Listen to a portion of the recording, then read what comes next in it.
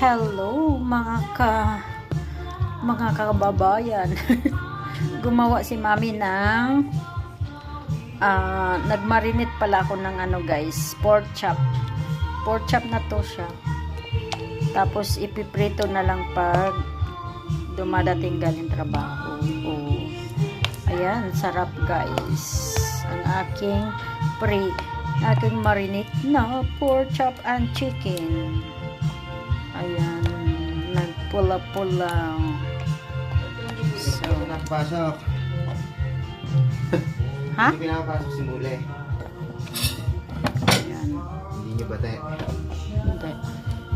Asan yung kutsilyo inabot ko sa'yo kanina? Matalim ba yan? Hindi na matalim yan.